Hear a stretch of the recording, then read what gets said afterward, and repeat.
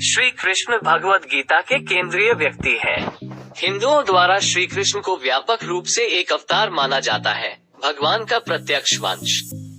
कुरुक्षेत्र की लड़ाई के दौरान कृष्ण ने अर्जुन को भगवद गीता का अमर आध्यात्मिक प्रवचन दिया। कृष्ण ने ज्ञान, भक्ति और भेदभाव का आध्यात्मिक मार्ग सिखाया। श्री कृष्ण ने अपने समय में वृंदावन में राधा और गोपियों के साथ भक्ति योग को लोकप्रिय बनाया। श्री कृष्ण ने भगवद गीता के उद्घाटन खंड में कहा, हे भरत के वंशज, जब भी धार्मिकता का ह्रास होता है और अधर्म की जीत होती है, मैं स्वयं को प्रकट करता हूँ।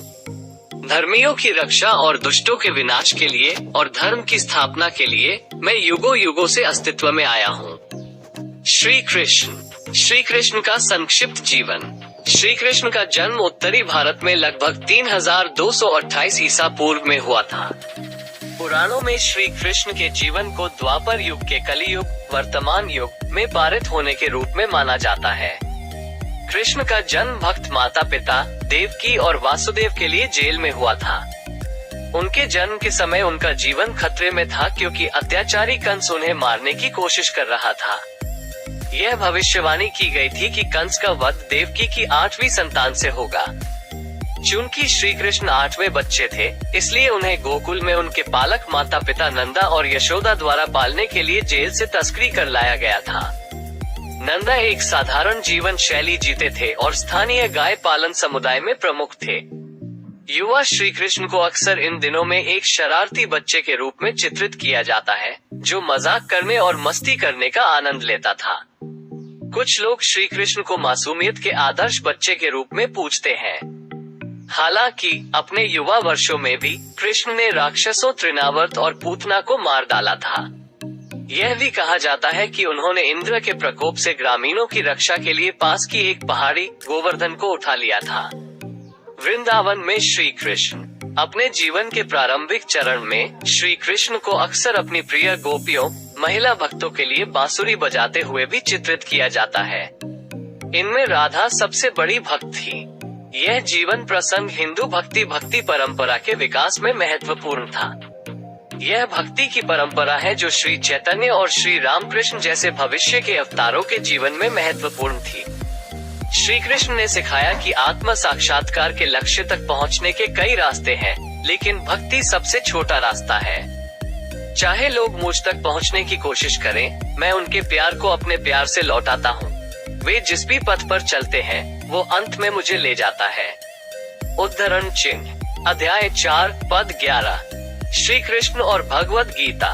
मथुरा लौटने पर श्री कृष्ण ने अपने चाचा कंस को मार डाला, जब कंस ने कृष्ण को मारने की कई बार कोशिश की थी। मथुरा में उन्होंने पांडव राजकुमार अर्जुन से मित्रता की। श्री कृष्ण अर्जुन के सलाहकार और मित्र बने। कुरुक्षेत्र युद्ध पांडवों और कौरवों, राजा धृतराष्ट्र के नेतृत्व में के बीच की लड़ाई थी। कौरवों के उकसाने के बावजूद श्री कृष्ण ने संघर्ष से बचने के लिए मध्यस्थता करने की कोशिश की। उन्होंने कौरवों से कहा कि पांडवों को थोड़ी सी जमीन दे दो। हालांकि धृतराष्ट्र ने किसी भी समझौते से इनकार कर दिया। एक बार युद्ध अवश्यंभावी हो जाने पर श्री कृष्ण ने अपने सबसे प्रिय मित्र अर्जुन को एक विकल्प दिया। या तो वे स्वयं श्री कृष्ण को चुन सकते थे, या वे कृष्ण की सेनाओं को चुन सकते थे। अर्जुन ने अपनी सेनाओं के बजाय श्री कृष्ण की सलाह को चुना। यह कुरुक्षेत्र के युद्ध के मैदान में था कि श्री कृष्ण ने भगवद गीता का अमर संवाद दिया, जो कि श्री कृष्ण के योग का एक विवरण था और एक इच्छुक साधक कैसे भगवान के साथ मिल सकता है। अतीत के भारतीय शास्त्रों के विपरीत भगवद गीता को विश्व त्याग की आवश्यकता नहीं थी, लेकिन विश्व स्वीकृति को प्रोत्साहित किया। भगवद गीता और श्री कृष्ण का जीवन आध्यात्मिकता को आम लोगों के लिए सुलभ बनाने के लिए बहुत महत्वपूर्ण थे, न कि केवल योगी जिन्होंने दुनिया को त्याग दिया। श्री कृष्ण का केंद्रीय संदेश मनुष्य के लिए इच्छाहीन कार्रवाई में भाग लेने के लिए था, मानव अहंकार से प्रेरित नहीं, बल्कि दैवीय कारण के लिए। आप केवल कर्म के हकदार हैं, उसके फल के कभी नहीं। कर्म के फल को अपना मकसद मत बनने दो, लेकिन अपने आप को अकर्म में मत लगाओ। उद्धरण चिन्ह। भगवद गीता अध्याय 2 श्लोक 47। युद्ध के दौरान अर्जुन और पांडवों को जीतने में मदद करने के लिए श्री कृष्ण ने कभी कभी हस्तक्षेप किया। श्री कृष्ण ने अपने ही वचन को तोड़ा, अपने प्रिय शिष्य के प्रति अपने प्रेम को सिद्ध करना तथाकथित मानवीय नैतिकता से बड़ा था। श्री कृष्ण ने भी अर्जुन को अपने सार्वभौमिक रूप का अनावरण किया, अर्जुन को अपना पूर्ण आध्यात्मिक बोध दिखाते हुए।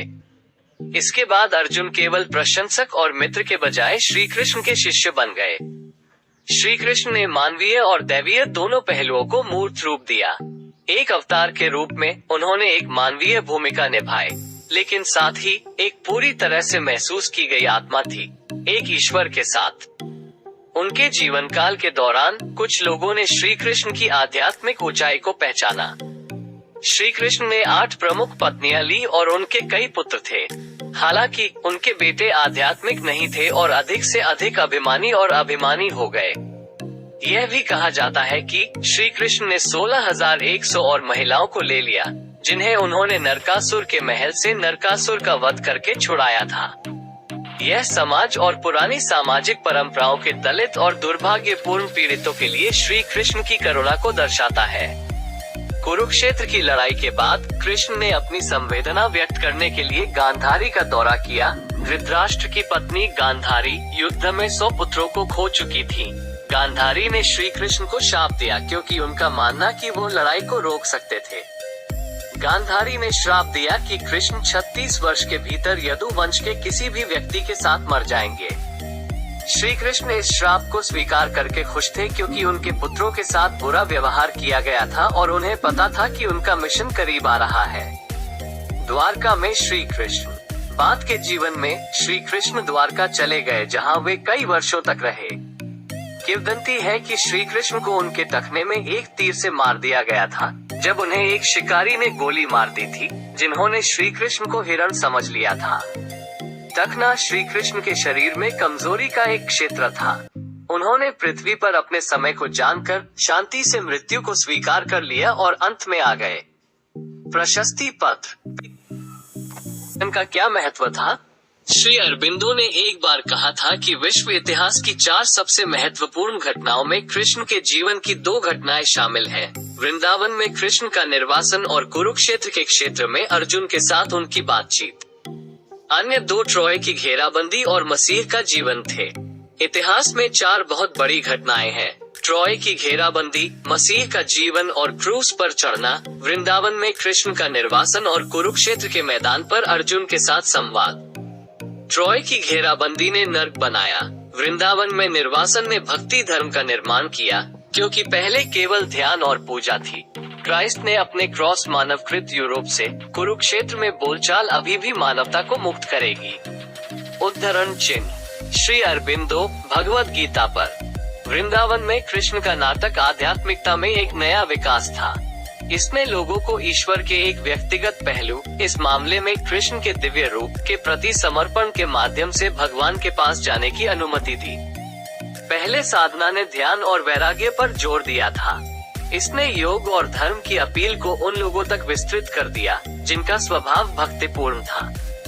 कुरुक्षेत्र के युद्ध के मैदान में अर्जुन के साथ कृष्ण की बातचीत। इस अमर संवाद ने सभी को अनुसरण करने के लिए एक स्पष्ट और व्यवहारिक योग दिया।